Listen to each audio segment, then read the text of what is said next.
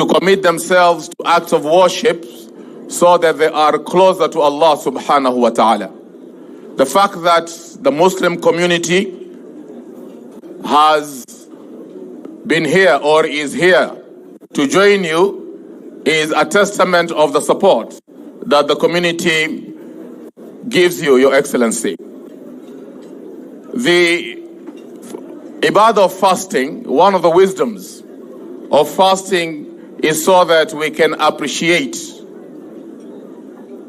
the feeling and the difficulty and the pain of the less fortunate in our society with respect to hunger and thirst.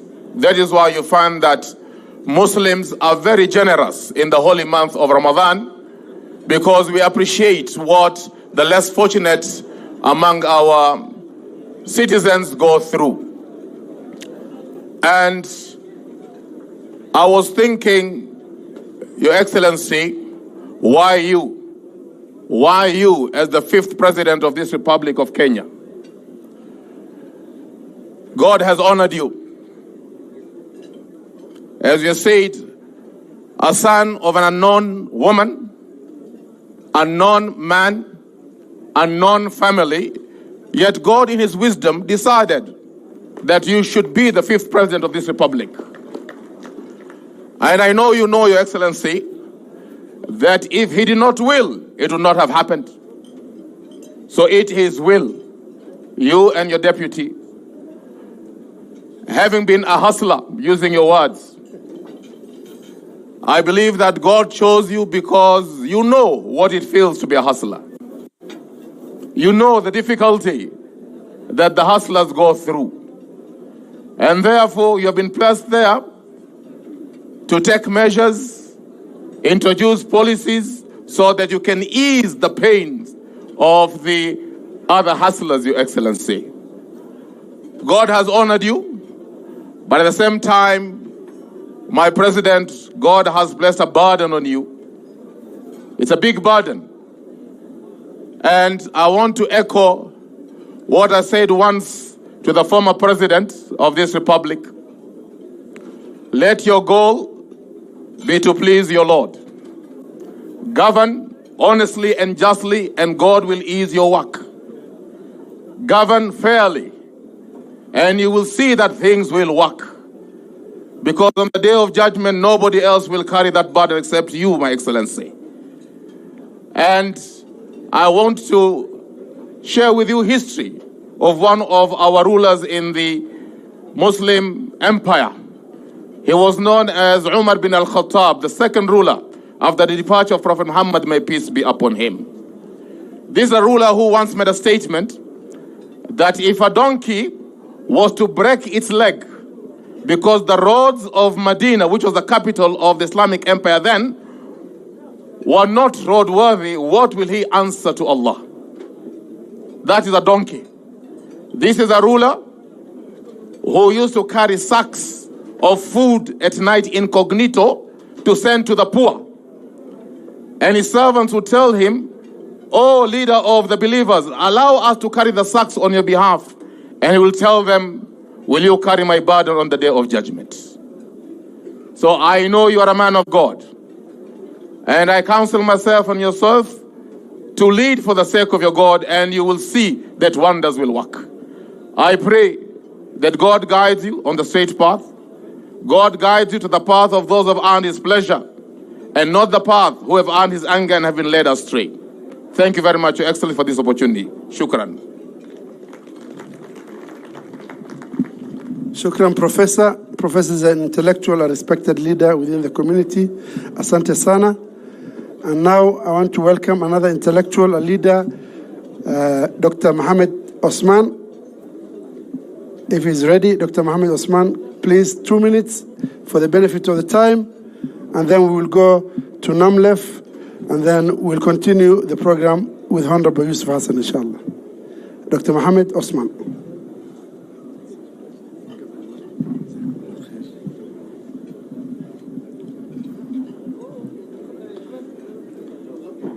الحمد لله رب العالمين والصلاة والسلام على أشرف الأنبياء والمرسلين نبينا محمد وعلى آله وصحبه أجمعين.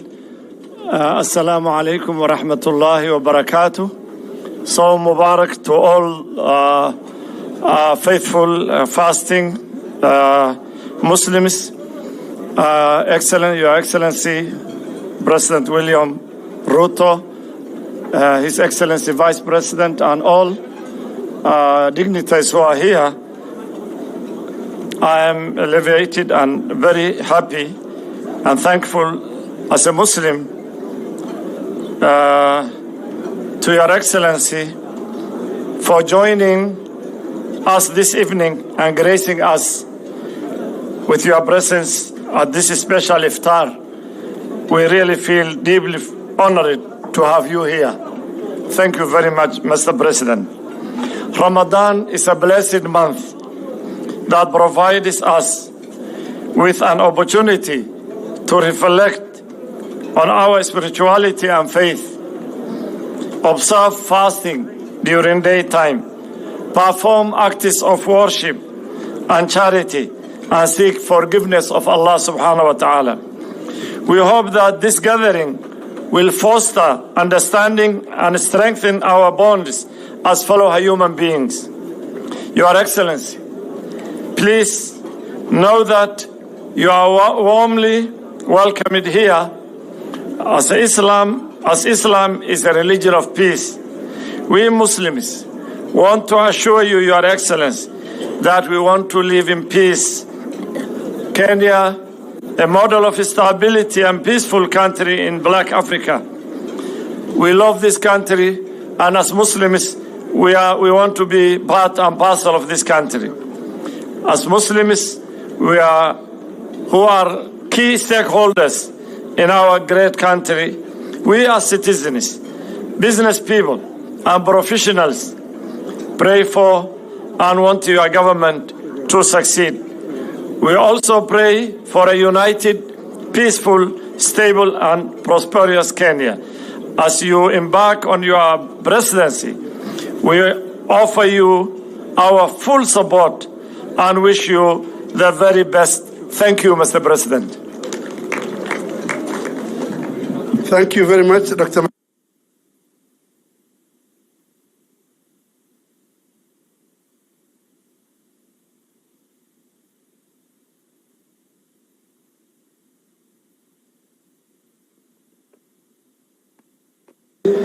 Hata nimeona Jalas ako hapa, amevaa Kiislamu vizuri sana. Jalas, pigeni makofi Jalango.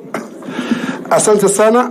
Now I want to welcome our chairman of Isli Business District Association, Ahmed Abdullah Yare. This beautiful event has been organized by Isli Business District Association, and he is the chairman of the Isli Business District Association. Tafadhali mpigeni makofi. Asante sana chairman. Karibu sana. Thank you so much.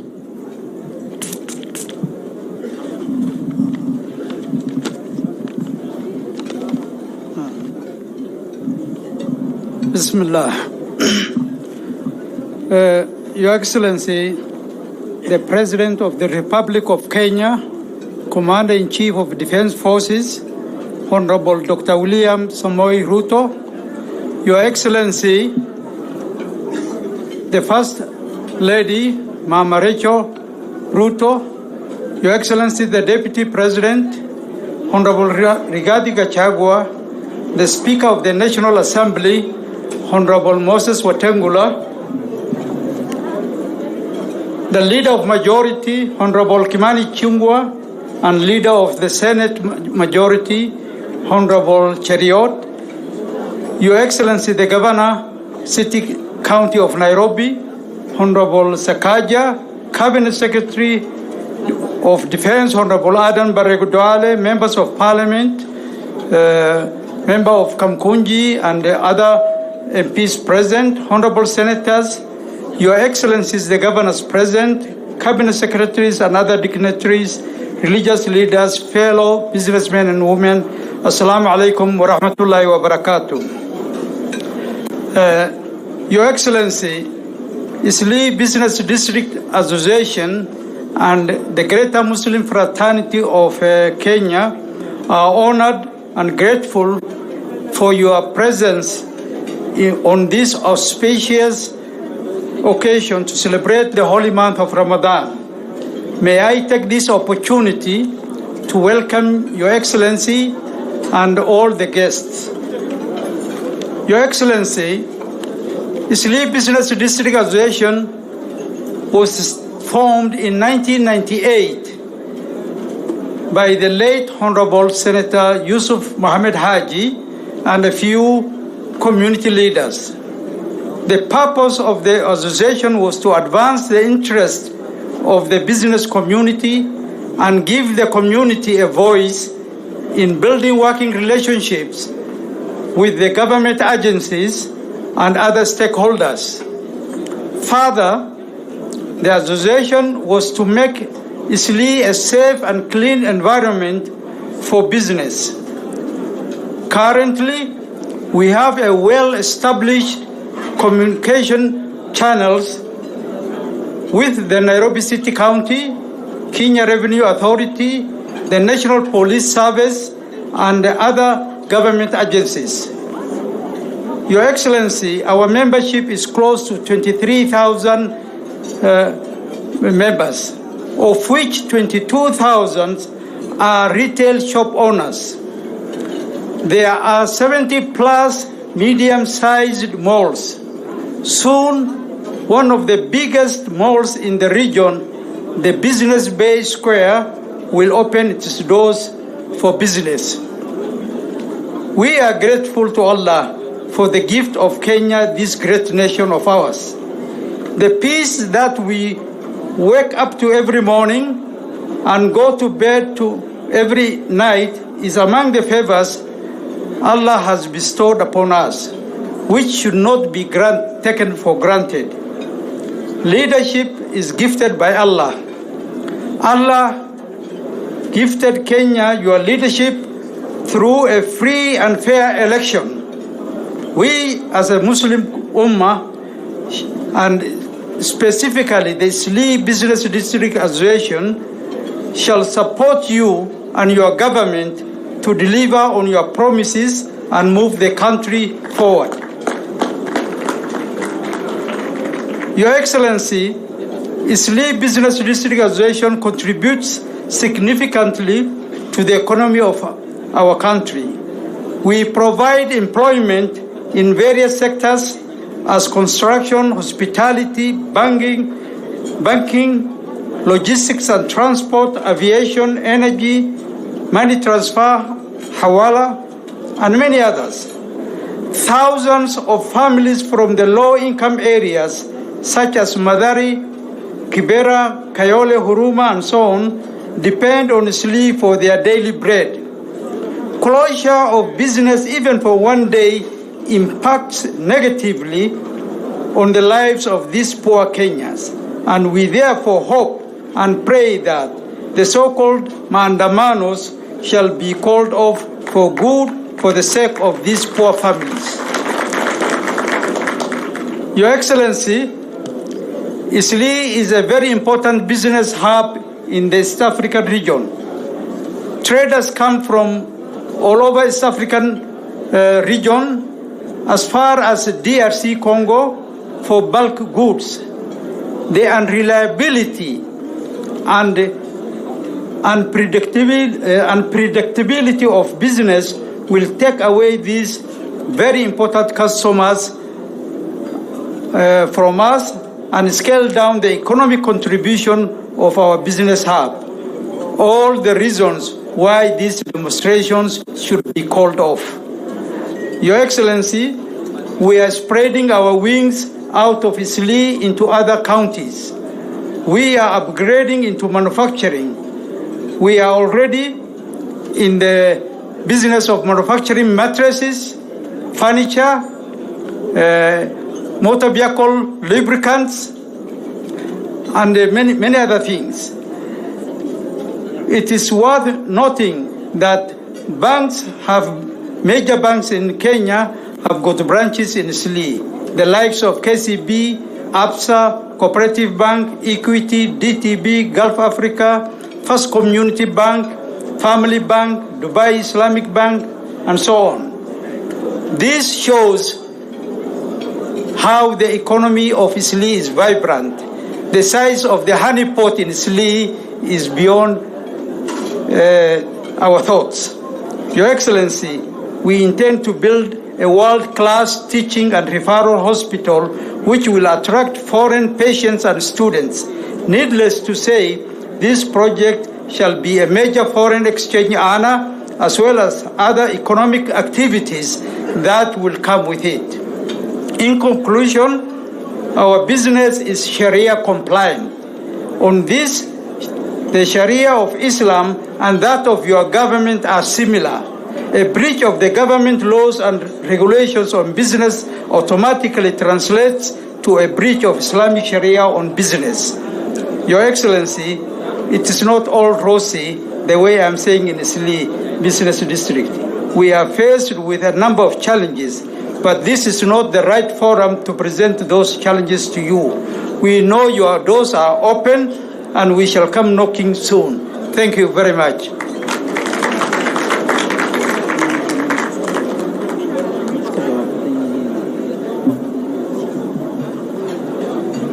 Thank you, Chairman. Makofi kwa Chairman, tafadhali. And now, from now here, my work is finished. I want to welcome my Kamukunji Member of Parliament, Honorable Yusuf Hassan Abdi, to take over from you. Makofi, tafadhali. Mheshimiwa, karibu.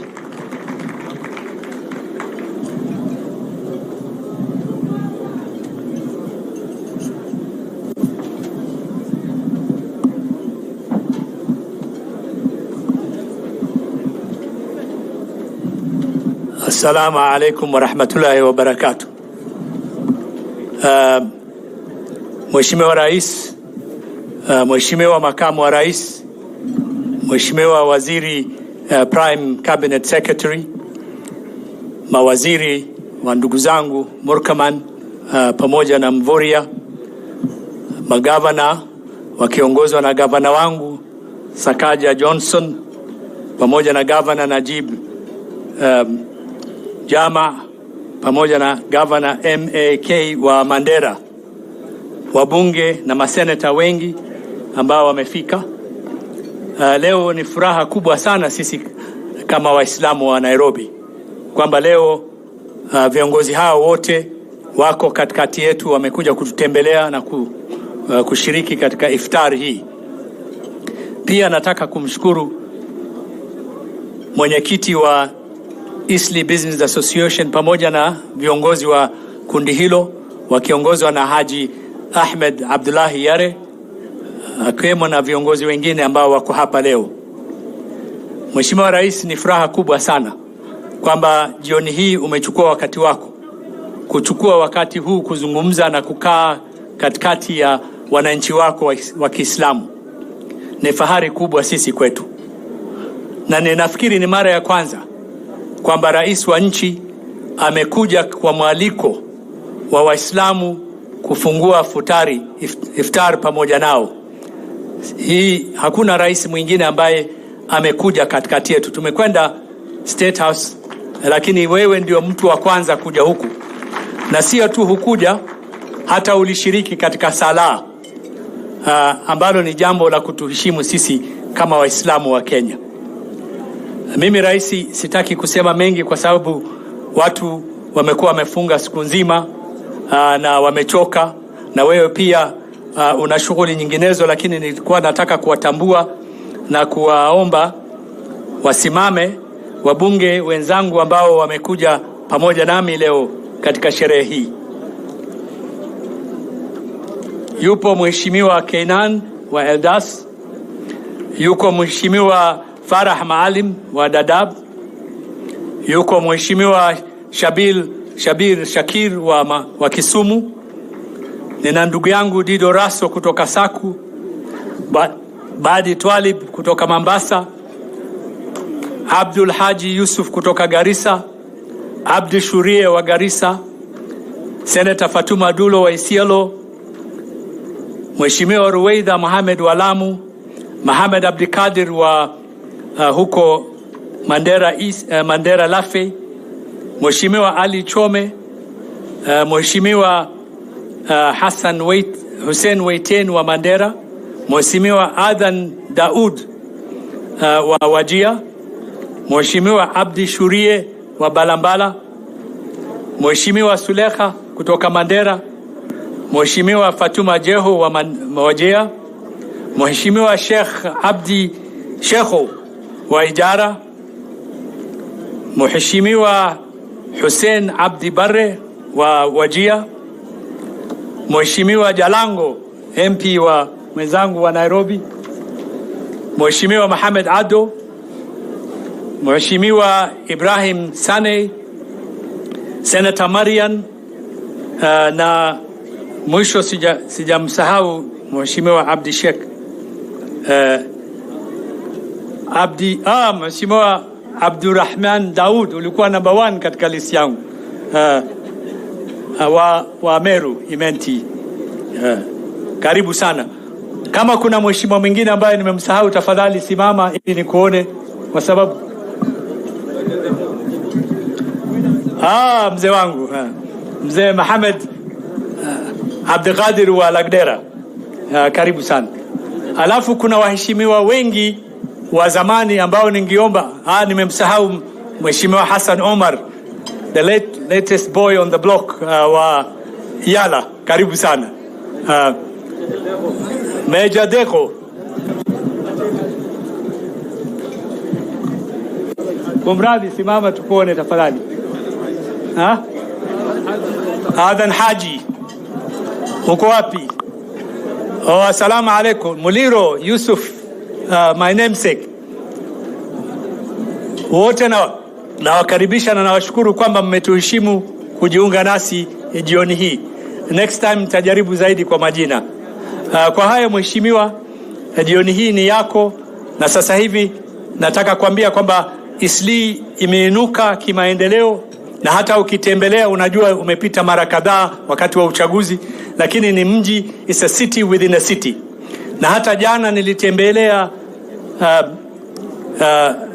soko jipya linaloitwa Business Bay Square, ambayo ni soko kubwa zaidi katika bara la Afrika.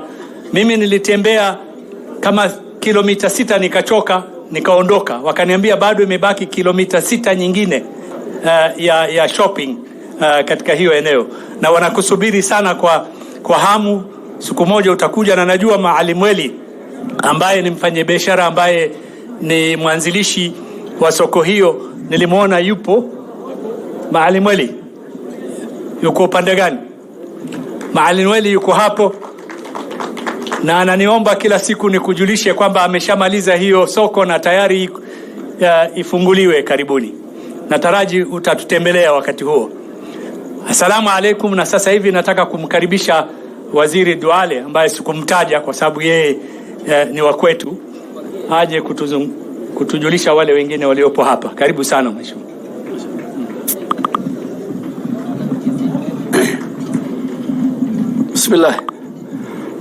Bismillahirrahmanirrahim. Alhamdulillahi rabbil alamin, wassalatu wassalamu ala ashrafil anbiya'i wal mursalin sayyidina Muhammadan wa ala alihi wa ashabihi ajma'in.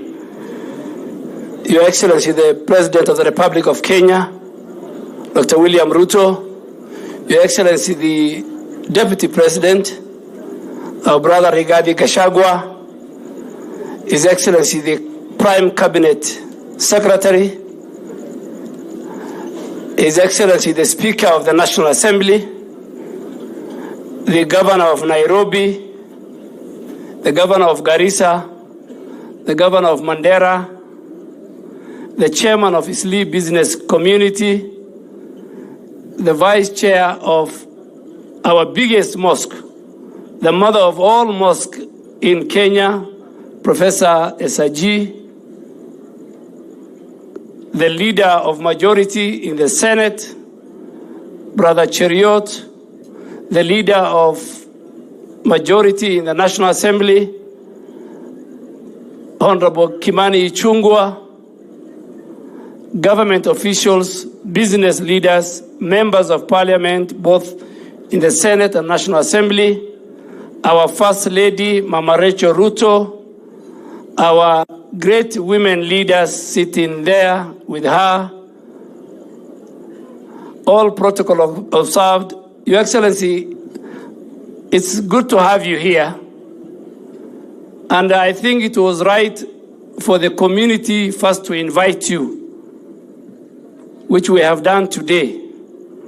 And inshallah, next week, before the 10 days, you will invite us to State House. And I am sure, as a religious man, a man who believes in God, because one of the things that why I am being your friend, your leadership and your family, ni kwa sababu wewe na familia yako ni mnaamini Mungu na mnaheshimu dini zote hapa nchi yetu. So Your Excellency, before the 10th day, mama yuko hapa mwenye nyumba, Mama Rachel, atatualika na tutaenda kula huko State House. Your Excellency, before I call a few leaders, we have one request, which all successive governments we have put to them, but I think the time was now for our community and for the Muslim community. And it is something very simple. Your Excellency, every year, close to 10 million Muslims, Kenyan Muslims, go to Mecca. They go to the pilgrimage. They go for Hajj and they go for Umrah. And they go from January to December. Our embassy is in Riyadh, about 400 to 500 kilometers away, western part of Saudi Arabia. Jeddah is on the western part. Your Excellency, we are not asking for an embassy to be built there or to be opened, but we want a consular general office to be opened in Jeddah. Your Excellency, all our neighbors, Uganda, Tanzania, Ethiopia, name it, Sudan, Eritrea, Rwanda, Burundi, they have consular in Jeddah. That most of the elderly people who go to Hajj, some die, some become sick, some lose their travel documents, they have nobody to help. Your Excellency, you have done a lot. You are the single leader who is not a Muslim who has contributed the highest amount of resources in Kenya in fundraising to build masjid and madrasas. Just last weekend, I was doing a Harambee for the completion of the new mosque in Nairobi, Masjid Adams. And you gave me 2 million shilling. I want to thank you for that. Honorable Rigathi Gachagua gave me 1 million, his donation. CS Murkomen paid 500,000. CS Kindiki paid 1 million shilling. Plus all my donations, we raised 30 million. So your footprints are found in this community. All we are asking, Your Excellency, with a lot of humility, just open and post for us a consular general before the next Hajj, which is 3 months from now, so that when you make a trip to Saudi Arabia, Your Excellency, you can get time to go and visit. I know that Jeddah is about 30 minutes, 40 minutes drive to the Holy Mosque, where so many people, in fact, today, in the last 10 days, I'm sure they're close to about 10,000 Muslims from Kenya there. That's my only plea, Your Excellency. I want to thank the Sleep business community, and we have agreed with them, Your Excellency, after Ramadan, you'll give them an audience so that they can say the challenges they face in making business, ease of doing business in Isli. Now I want to call, Your Excellency, the governor of Mandera, because I have spoken. I don't want, and then Governor Sakaja, and then I will call my speaker, and then our prime cabinet. Karibu Governor Mohammed.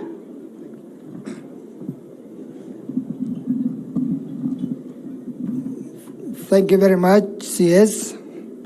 Your Excellency, the President of the Republic of Kenya, Your Excellency, the First Lady, Your Excellency, the Deputy President,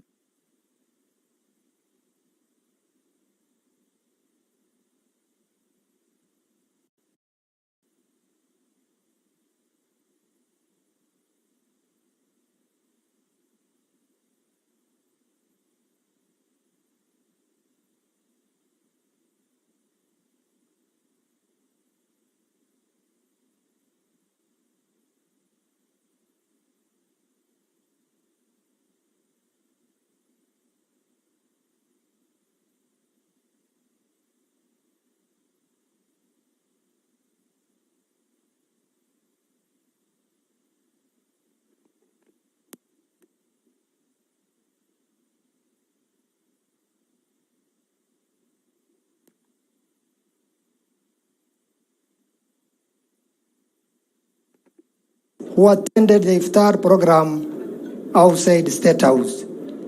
I would also like to thank the SNE business community for their contribution to the economy of this country and for maintaining peace and order during the so-called maandamano. Mine is to also send the greetings of Mandera people. As people from Northern Kenya, Your Excellency, we are not aware of the mandamandos. We have never demonstrated. We have been going about business peacefully. In any reason why we are on the streets. We have confidence in your leadership, Your Excellency. I have seen your programs for this country, and I have a lot of confidence that you are the right leader to take this country to the next level. The challenges we have as a country is, I think, is our own making. I would like to ask our opposition leaders to give the government time so that they change and bring changes to this country. Mandamandos will not going to put food on our table. Mandamandos will not going to reduce the cost of the food. Instead, it will increase the cost of the food, to be realistic. So I would like to tell you, Your Excellency, in Northern Kenya, we have come through a very dire drought, actually the worst in 40 years in this country. We almost lost life and livelihoods in Northern Kenya, but with the support of your government and the county government and the development partners, we have really tried our best, and Alhamdulillah, we have received rains, but the challenge is the hunger is still there. Our people are still hungry because they have lost 70% of their livelihood, which is livestock. They still require your support. We need to plan for a recovery program. And the challenges in our northern Kenya can only be addressed if we look at a long-term solution. We have land which is fertile. We have human resource. All we need is to focus on developing water sector, and so that we developed a modern way of keeping livestock. The traditional way of keeping livestock is no longer tenable. Your Excellency, I would like to confirm to you that we are behind you, we have confidence in your government, and I thank CS Defense for organizing this program. And if you have CS Defense with you, then you have the people of Northeastern with you, and we have a lot of confidence in him. We are fully behind you. Thank you very much. Your Excellency, the distance from Jeddah to our embassy in Riyadh have been corrected is 952 kilometers. So it's a very far place. Governor Sakaja, as I call him, I want to recognize my brother, Minister Salim Vuria, Minister Murkomen, our brother, the DCI, Brother Amin, and the Deputy Governor of Nairobi, who is also here.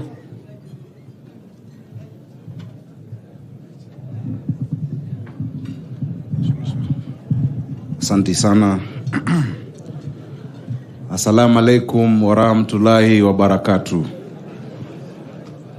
Your Excellency Rais wetu mpendwa William Samoei Ruto, Makamu wa Rais Rigathi Gachagua, Mama wa Taifa, mawaziri, Prime Cabinet Secretary, waheshimiwa wenzangu na ndugu zetu waislamu, Assalamu alaikum. Leo ni siku ambayo tuna furaha ya kwamba mmetualika. Sio jambo la kawaida mtu akiwa na hafla kama hii hualika marafiki, na nawashukuru kwa sababu ya kutupatia mwaliko huo. Nashukuru waziri wetu Duale, nashukuru Mzee Yare, rafiki yangu ambaye ndio chairman wa Eastleigh Business Community. Yangu sio mengi. Kwanza rais, unikubali niwatambulishe wale MCAs ambao tumekuja nao kutoka Nairobi County Assembly, wakiongozwa na kiongozi wetu wa katika Assembly, Mheshimiwa Anthony Kiragu, sijui amekaa wapi. Siwezi muona, nafikiri yako kule nyuma. Tuko na Mheshimiwa wa California Ward Hashim Kamau. Hashim ni wa California ambayo yuko area ya Kamkunji. Tuko na Mheshimiwa Eutychus Mukiri kutoka Kahawa Ward. Tuko na Mheshimiwa Faria ambaye ni nominated, na tuko na Kame Adano ambao wamekuja hapa. Tafadhali tuwapigie makofi kwa kuwa na sisi. Your Excellency, Eastleigh Business Community ni watu wa maana sana, na nawashukuru sana watu wa Eastleigh Business Community na pia waislamu wa Nairobi kwa jumla, kwa vile mmesimama na serikali yetu na pia mmetushikilia mkono. Nawashukuru kwa kura, na nawashukuru kwa ile mambo ambayo tulikubaliana tutaweza kufanya pamoja. Your Excellency, tayari na najua unakumbuka tukiwa na wewe kuna mambo mengi ambayo tuliwaahidi jamii ya waislamu katika ile iftar ambayo tulifanya kabla ya uchaguzi, na mambo hayo tumeanza. Your Excellency, hivi majuzi tumekaa na Eastleigh Business Community, nilienda kuwatembelea kule Eastleigh, tumezungumza tayari na wafanyia mabarabara 23 ambayo inaendelea katika Eastleigh na pia katika industrial area, kwa sababu hao ni wafanyabiashara. Hawakuji kuomba, huja kusaidia, na nawashukuru sana. Kiangalia sasa na Mheshimiwa Yusuf ata confirm Doro, Winamis, and Avenue 6th yote tunafanya ili waweze kufanya biashara vizuri. Your Excellency, pia nakushukuru kwa niaba ya watu wangu wa Nairobi na watu wa Eastleigh, kwa sababu hawa ni watu ambao hufanya ujenzi. Nakushukuru kwa sababu tukiwa Shauri Moyo nilikuomba ya kwamba ile building height restriction ambayo ilikuwa imewekwa maeneo ya Eastleigh kwa sababu ya airbase itolewe ili tuende juu. Nairobi hatuna ardhi nyingi ya kujenga. Ile ardhi imebaki sasa ni hewa ya kupanda juu. Nakushukuru Your Excellency, ulizungumza na jeshi kwa sababu wewe ndio amri jeshi mkuu, na wamefungua sasa tunapanda hata 50 kama unaweza ujenge. Lakini tutatangaza the new zoning framework, nafikiri floors 25. Your Excellency, ni mambo mengi ambayo sitataja yote kwa sababu ya muda, lakini nakumbuka tulisikia kilio ya vijana wetu sana sana wakamkunji na Eastleigh kwa mambo ya harassment, mambo ya filing na mambo ya kubagua wakati wa kutafuta vitambulisho. Wengi wakienda kutafuta kitambulisho wanaambiwa wewe umetoka border sijui county, wanakuwa profiled. And you said that a first class country cannot have a second class citizen. Your Excellency, I thank you, because najua hiyo mambo imeanza kubadilika. Kama wazee wanajua huyu mtoto, wanajua huyu ambaye ametoka ni wapi, tafadhali tuwaharakishie.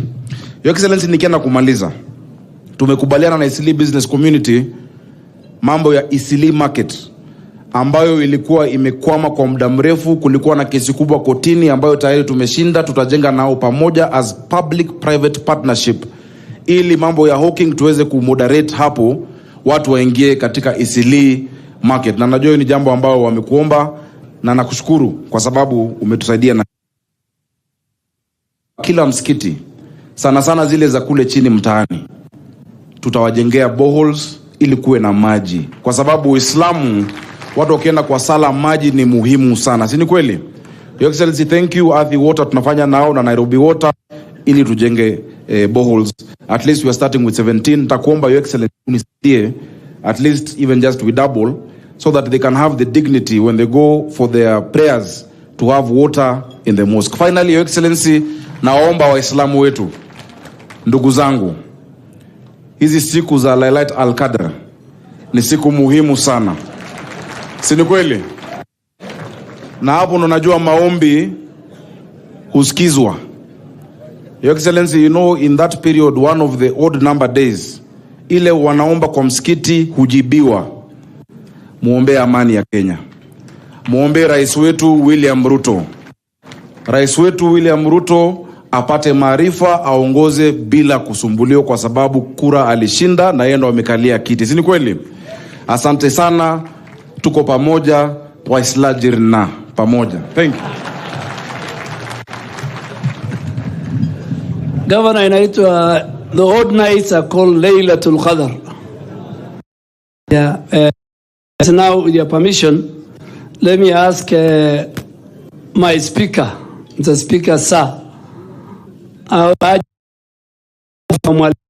Mheshimiwa Musalia Mudavadi, alafu Mheshimiwa Musalia atamwalika deputy president, and then the deputy president will call the president.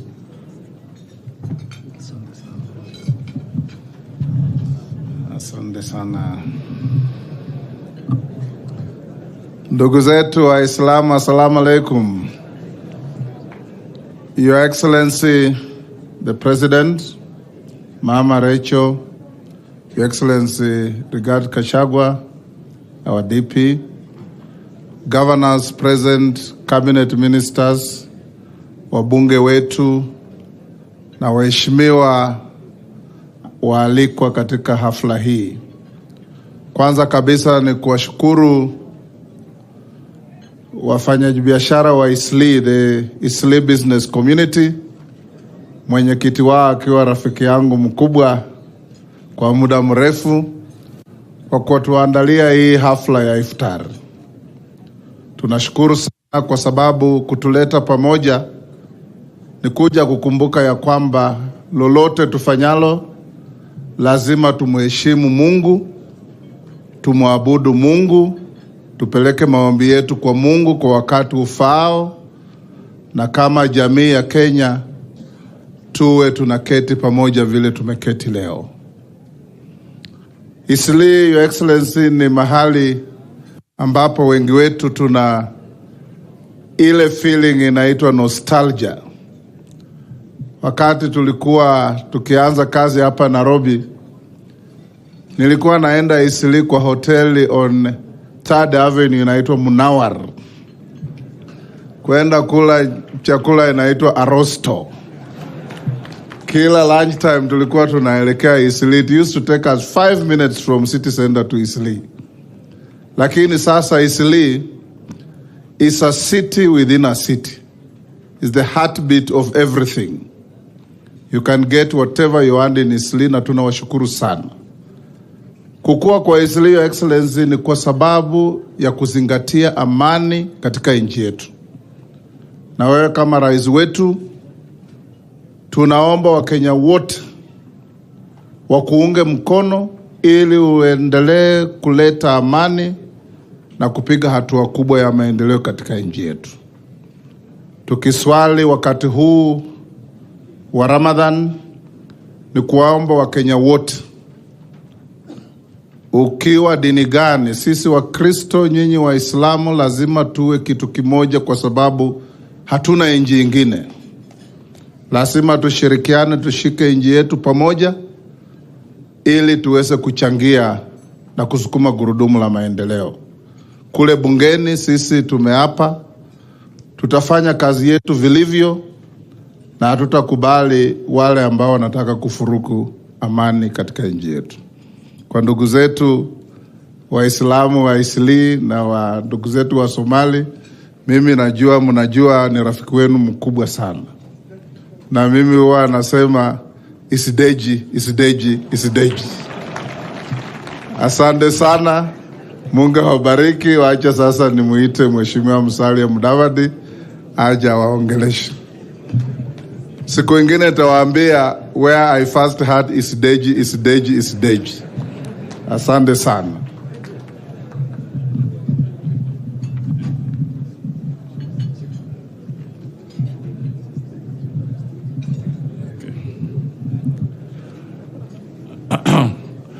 Asante sana ndugu Spika, Rais wa Jamhuri ya Kenya, Mheshimiwa William Samoei Ruto, Mama Rachel ambaye yuko miongoni mwetu, Deputy President Rigathi Gachagua, viongozi waislamu ambao wako hapa kwa hii hafla ya iftar, ndugu na dada, hamjambo. Yangu nitaongea kwa kifupi sana kwa sababu mimi sielewi isideji. Kile tu mimi ningependa kuhimiza ni kwamba nyinyi kama wafanyabiashara ambao mumetualika hapa, mumefanya kazi nzuri sana katika taifa letu na mnazidi kufanya kazi nzuri.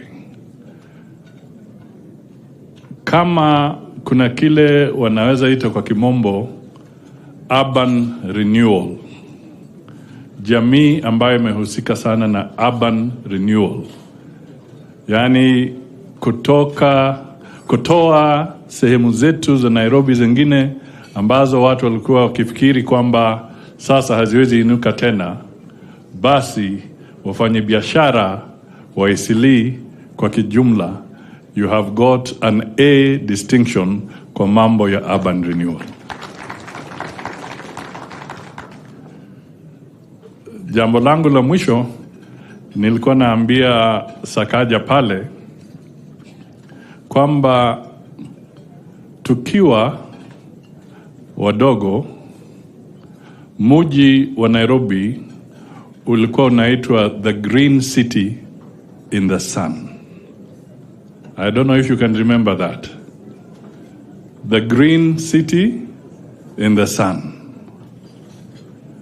Rais wetu anazungumzia sana mambo ya climate change na kuwa na uwezo wa kubadilisha hali yetu ya mazingira ili turudishe sehemu zetu katika Kenya nzima into a green territory. Wakati mnafanya urban renewal, ningependa sana kuwasihi, please help us to be able to restore the green city in the sun, Nairobi. Hilo ndio ombi langu, na sasa ni wajibu wangu na furaha yangu kumwalika Rigiji ambaye ndio Deputy President wetu, naye aseme yake machache. Mbona mnacheka? Alafu amwalike rais. Asante sana.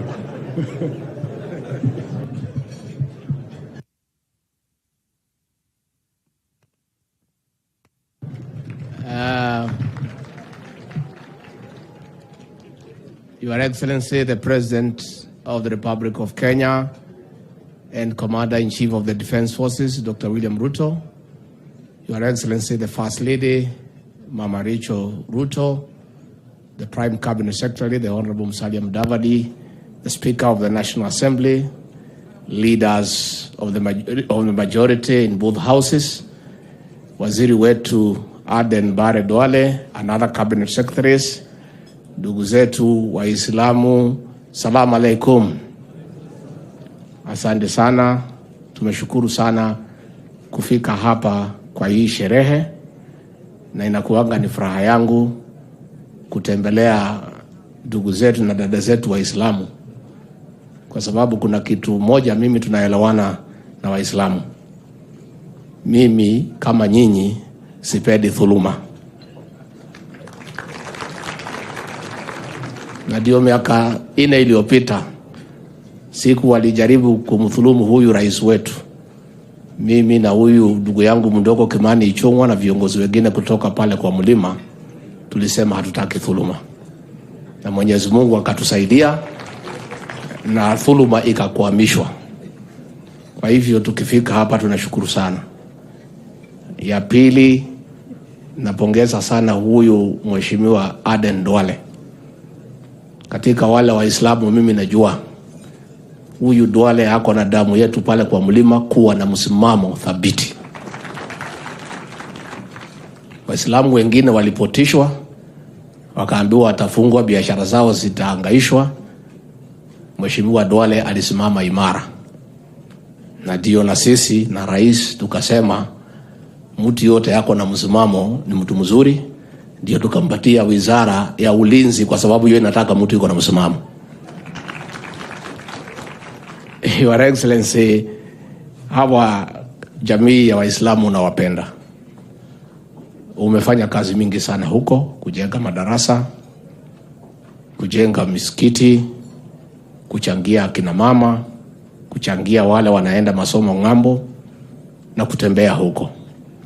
Na ndio ulituagiza tuhakikishe ya kwamba katika zile county ambayo wako ya Mandera, Wajir, Garissa, Marsabit, Isiolo, Tana River, tuhakikishe ya kwamba wakati ya kiangazi tumetuma chakula ya kutosha, na rais wetu hata kama hatujatosheleza kila mtu, tungetaka kukarifu ya kwamba hakuna Mkenya yote amekufa kwa sababu ya njaa, kwa sababu ya ile juhudi ulituagiza tufanye.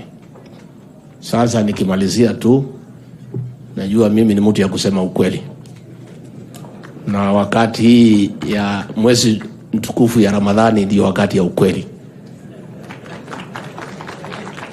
Niulize tu swali moja kwa sababu labda sielewi.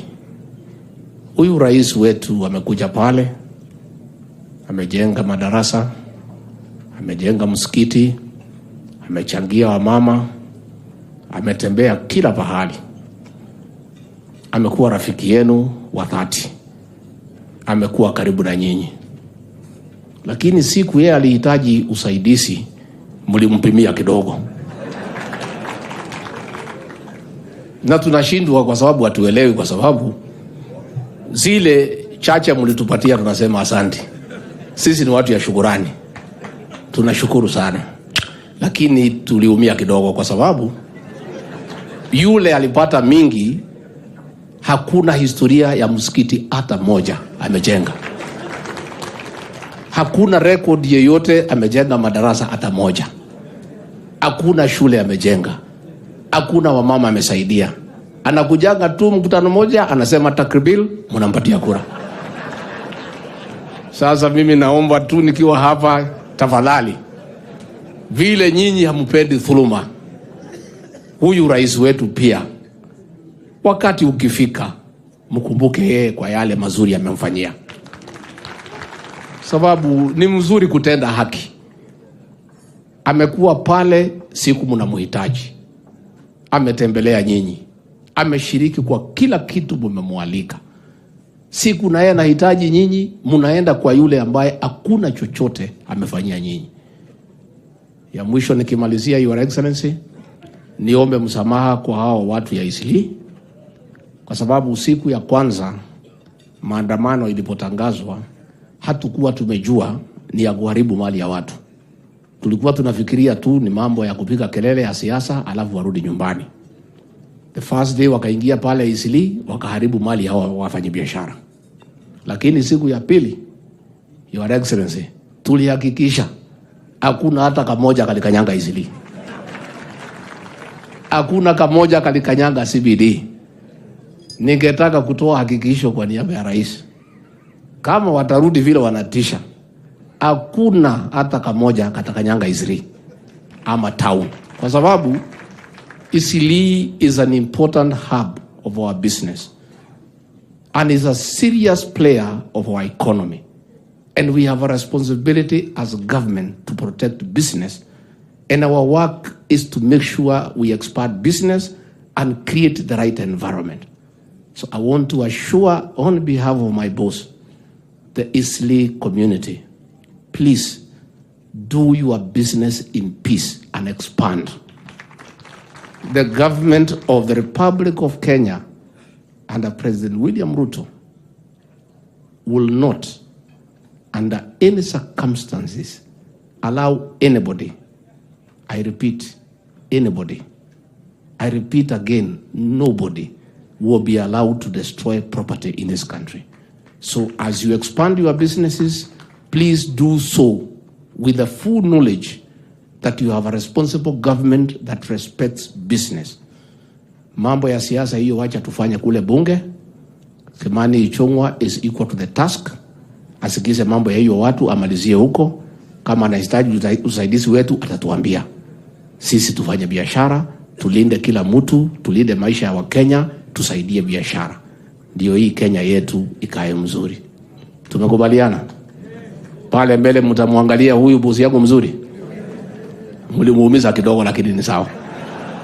Lakini yeye hata mkimuumiza hachoki. Hata mkimuita next year atakuja. Hata mkimuacha pale 27, mkimuita 2028 atakuja tu. Kwa sababu anapenda nyinyi. Kwa hayo mengi ningeomba kwa heshima zote tusimame kwa heshima kubwa, munisaidie kumkaribisha Rais wa 5 wa Jamhuri ya Kenya, President William Ruto. Karibu Mheshimiwa Rais.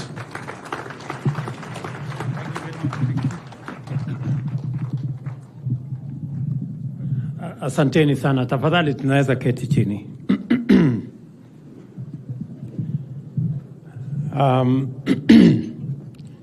Waheshimiwa viongozi wenzangu, ndugu waislamu, assalamu alaikum. Kwanza jioni ya leo nataka nimshukuru Mungu kwa kutupatia hii nafasi ya kuungana pamoja na nyinyi katika siku hii ya kwanza kwa siku 10 ya mwisho katika mwezi huu mtukufu wa Ramadhan. Asanteni sana kwa Mzee Ahmed na Eastleigh District Business Community. Asanteni sana kwa kutukaribisha, asante sana kwa kupanga ili tuweze kupata nafasi hii, tuungane pamoja na nyinyi, hasa katika nafasi ya maombi. Wengine wetu tumefika mahali tumefika kwa sababu ya maombi, na tunajua umuhimu na maana ya maombi. So kila tukipata nafasi ya maombi, hiyo ni nafasi ya muhimu sana.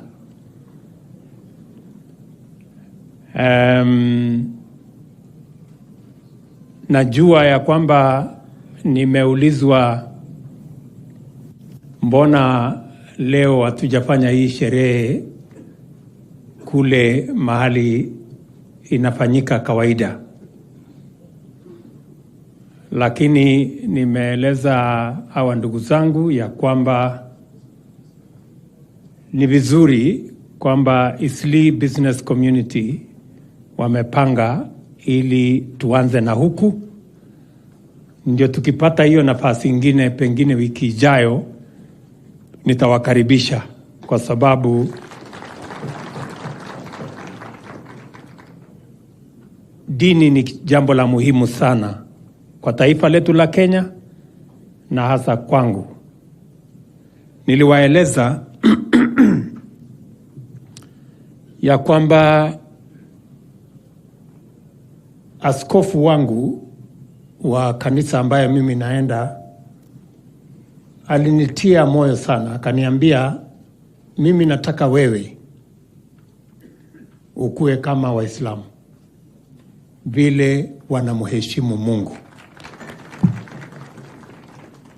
And we use your commitment to faith, even those of us who are Christians, we use your commitment to faith as an inspiration for us to trust God the way you do. And I want to encourage you as the Muslim community to do what you're doing, because the God you serve is the God we all serve. Na ni Mungu mmoja. Nataka pia nichukue nafasi hii kwa niaba yangu na timu yetu hii niwashukuru sana ndugu Waislamu kutoka sehemu mbalimbali kwa kura zenu.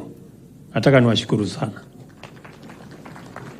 Asanteni kwa imani yenu kwetu kutupatia nafasi hii ya uongozi katika taifa letu la Kenya.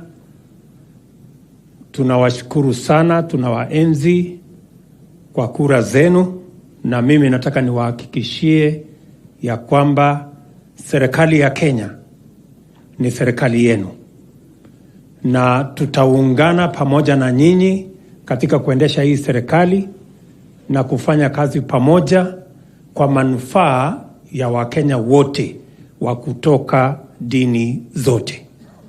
We are going to work together.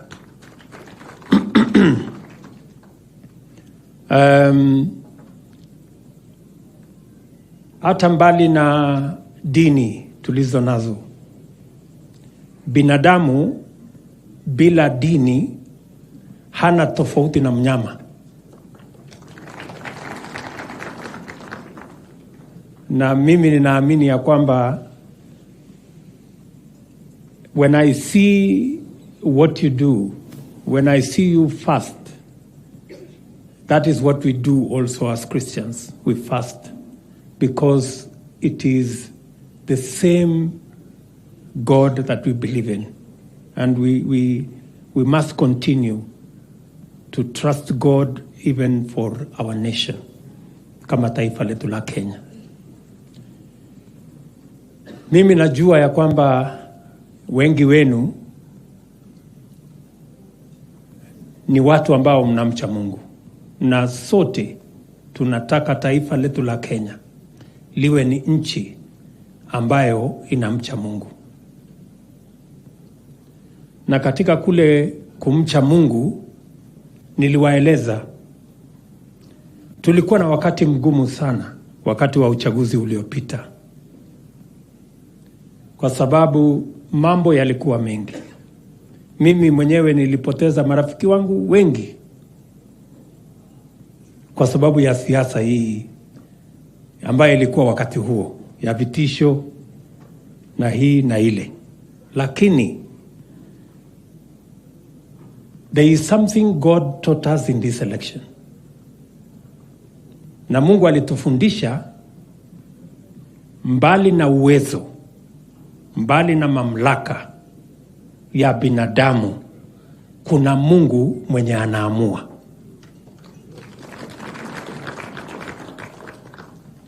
Na niliwaeleza wakati mmoja ya kwamba binadamu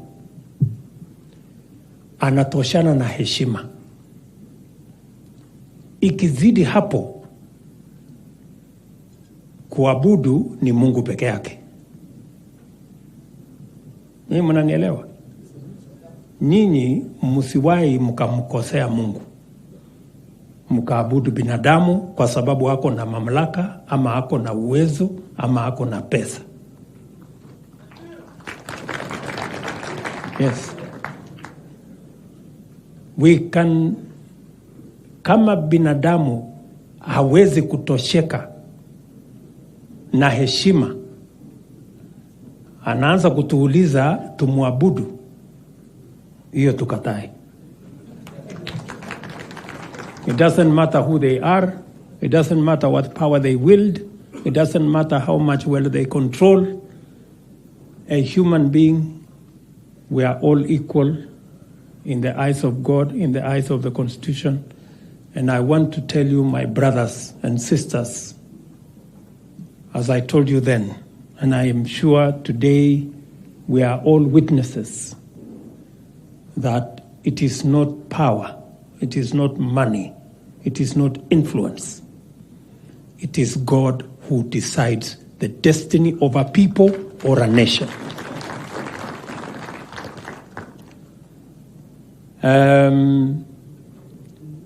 Na mimi nataka niwashukuru sana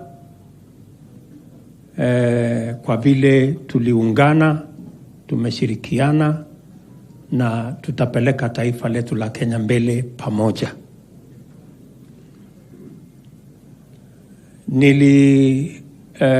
ngojea, nasikia nimeambiwa na marafiki zangu Waislamu kuna Lailatul Qadr. Hiyo ndio mimi nangojea tarehe 20 na kitu hapo. Ndio nitawaalika, kwa sababu ile changamoto tuko nayo Kenya inahitaji maombi ya hiyo ya karibu ndio ifike. Si ndio? So tunapangana polepole. Na mimi ninaamini ya kwamba tutafika hapo. Nataka pia niwahakikishie ya kwamba I know the Eastleigh District Business Community are very committed business people. They are the engine of the economy of our city. And you pay your taxes, and you pay your service charge, and you pay whatever it is, and you support millions, you support jobs, you support our economy. I want to thank you in a very special way and to assure you of our support in making sure that you continue to play the role that you are playing in driving the wheels of our economy in this city. The two things that I have agreed with Governor Sakaja for the city of Nairobi is that we are going to sort out the garbage. Takataka katika hii mji wa Nairobi tutaipiga marufuku, na I am confident there is enough progress that is being made so that we can have a waste to energy program that will clean the city of Nairobi, and Eastleigh is one of our target areas.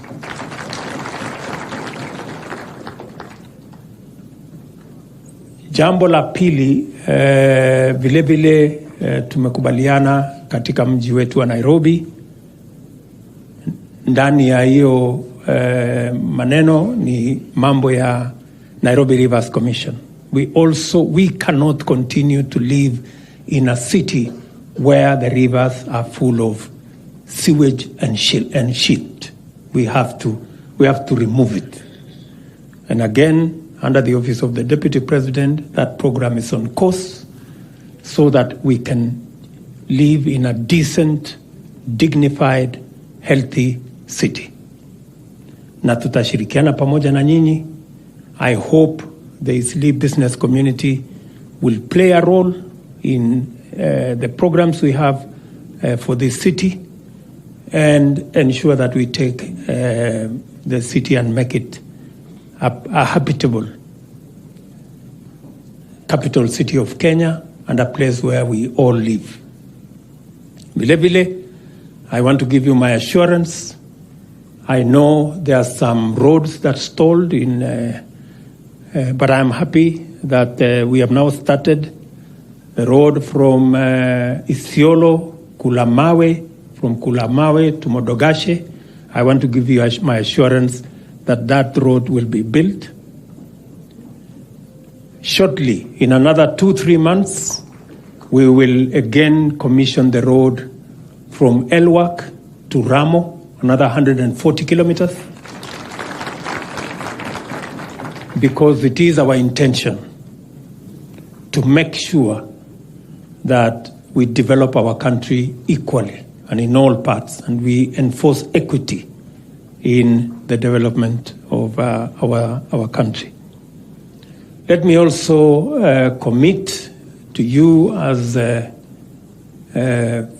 people who believe in God like us that Waqf Commission, which we passed the law, I have instructed the Attorney General to make sure that the commissioners are elected so that I can appoint the chairman, and then we give every Muslim and every person of goodwill the opportunity to make their contribution so that we can continue to build facilities that support the less fortunate in our society.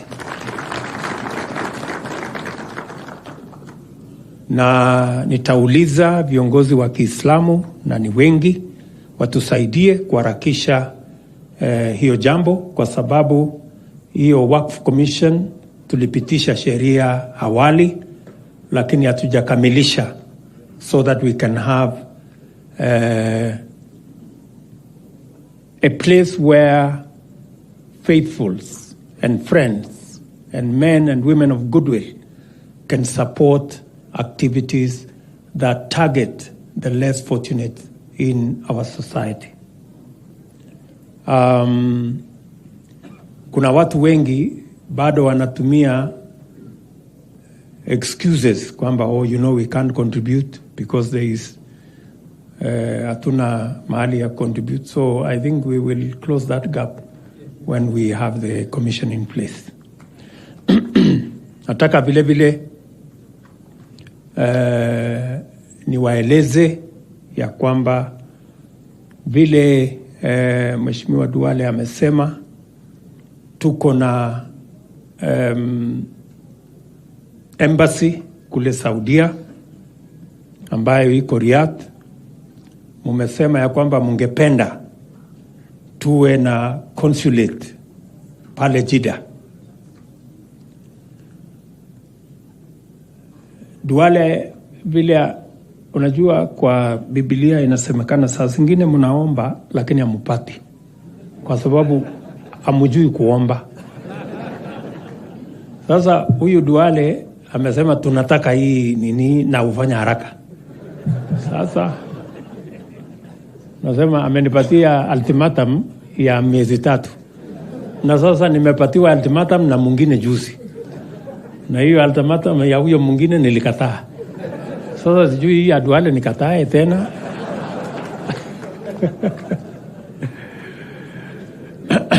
Lakini kwa sababu ni mambo ya dini. Kwa sababu ni mambo ya dini na tunaheshimu Mungu. Na ile inatoka kwa Mungu ni amri. Na lazima tufuate. So tutatengeneza consulate kule Jeddah vile mumeuliza. Bwana Deputy President, nataka sasa, kwa sababu wewe ndio mwenyekiti wa kamati yetu ya cabinet, panga hiyo maneno ulete kwa cabinet tupitishe, ndio tufanye hiyo kazi hawa wangwana wametuuliza. Lakini siku hiyo ingine na nyinyi muombe polepole, please.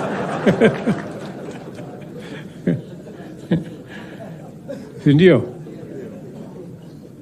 So, mimi sitaki kusema kuzidi hapo. Mimi nimefurahi sana kuwa kati yenu. Nataka tu niwahakikishie ya kwamba tutafanya kazi pamoja na nyinyi. Msikuwe na wasiwasi, yale yaliyopita, Waswahili wanasema yaliyopita si ndwele. Tugange yaliyomo na yale yanayokuja kule mbele. Tutashirikiana pamoja. Najua vile vile ya kwamba unajua katika hii siasa kuna vile Mungu naye anapanga. Sababu sisi ni binadamu, si ndio? Naye kuna vile Mungu amepanga. Na mimi nataka niwahakikishie ya kwamba tutafanya kazi pamoja, tutaunganisha taifa letu la Kenya, tutapanga mambo ya uchumi vizuri na tutahakikisha kwamba Kenya inasonga mbele. That one is my commitment to you. Poleni mzee chairman wa Isli Business District, Kisii District Business Community. Poleni ule rafiki yangu, nasikia alikuja huko kwenu na akaandamana na watu ambao walikuja kuibia nyinyi masimu, wakaharibu mali yenu, wakafanya sijui mambo gani. So mimi nataka niwahakikishie Mungu ametusaidia.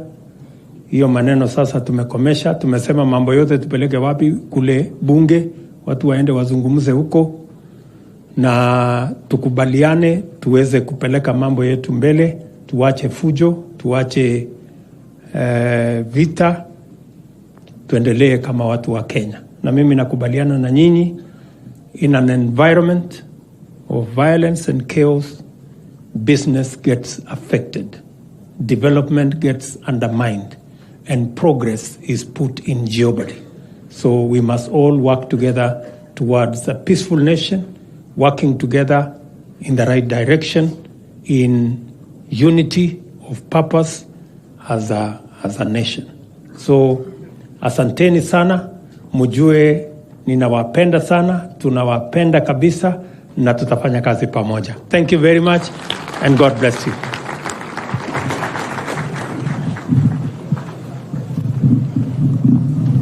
Thank you, Excellency. Let me call first Professor Saji to do for us a prayer, and inshallah we go